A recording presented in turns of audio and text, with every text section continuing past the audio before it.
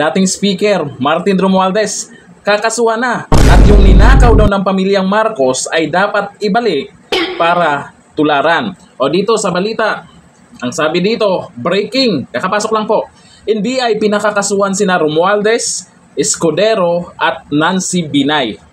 Inirekomenda ng National Bureau of Investigation or NBI ang pagsasampa ng kasong malversation of public funds laban kina Representative Martin Romualdez, Senator Chis Escudero at Makati Mayor Nancy Binay. Ayon sa ulat, natukoy ng NBI na may sapat na basehan para panagutin ang tatlong opisyal kaugnay ng irregularidad sa paggamit ng pondo ng bayan. Magandang balita po yan, pero ang tanong, may magandang resulta ba pag nakasuhan na?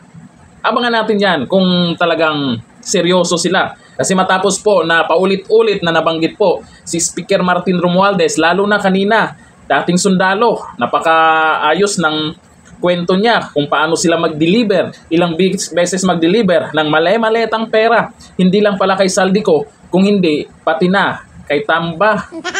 At eto namang si Atty. Rowena Guanzon, may post po na kung saan sinabi niya, yung ninakaw din ng pamilya Marcos, ibalik para talagang tularan. Kasi, ang sabi ng palasyo, Diskaya should return ill-gotten wealth.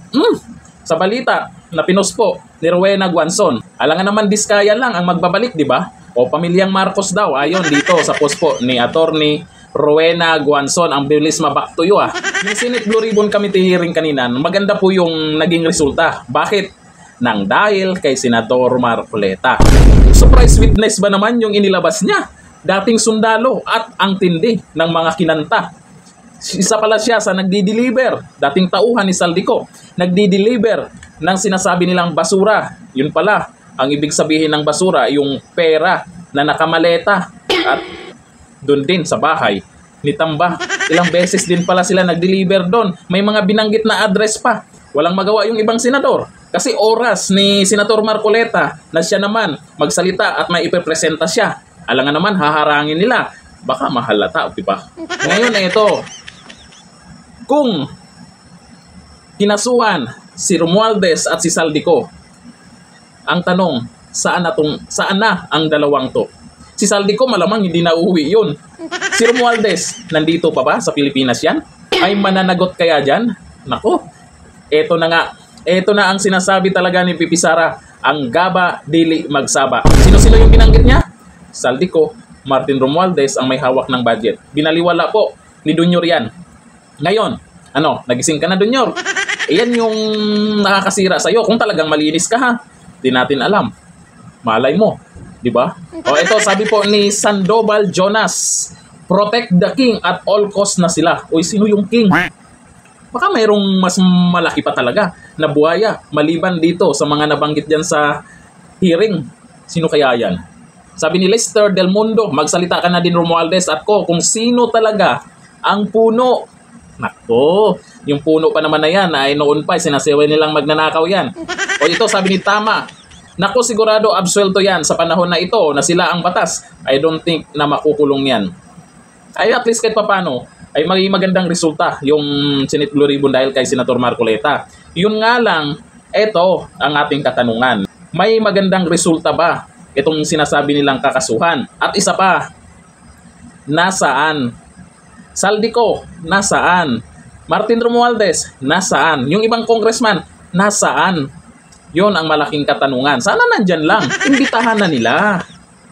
Si Saldico, si Martin Romualdez, yan talaga yung malalaki talaga na malalaking pangalan Sasabihin nyo na naman malalaking mga buhaya. Malalaking pangalan kasi hindi pa naman napatunayan. Kakasuhan pa lang. Itong dalawang to, kung ipapatawag nila sa Senado, maganda yan. Malay nyo, may ikakanta sila. Malay nyo, di ba? Para marinig naman yung side nila. Kasi sa hearing, puro Saldico, di ba? Tapos ngayon, Martin Romualdez na naman. Para marinig natin yung side nila. At makikita natin sa mata ng mga malalaking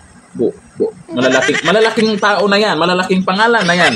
Kasi may posisyon, di ba? Malaking posisyon lang. Dati ako speaker. Ay, kayo naman, pag sinasabing malaki, alam nyo na kaagad yung karugtong Para naman makita natin kung paano sila magpaliwanag. Totoo ba yung mga nangyaring pag-deliver ng maraming pera na yan? Itatanggi ba nila? Ganun ba? Invite nyo na. Sasabihin dahil congressman. Aba, si VP Sara nga, anong ginawa doon sa kongreso? Mas mataas pala yung congressman kaysa vice president. VP Sara ilang beses sinimbitahan o sumipot naman. Imbitahan nyo na dyan sa Senado para marinig naman yung side nila. Di ba? Dito na lang, tigil. Diba?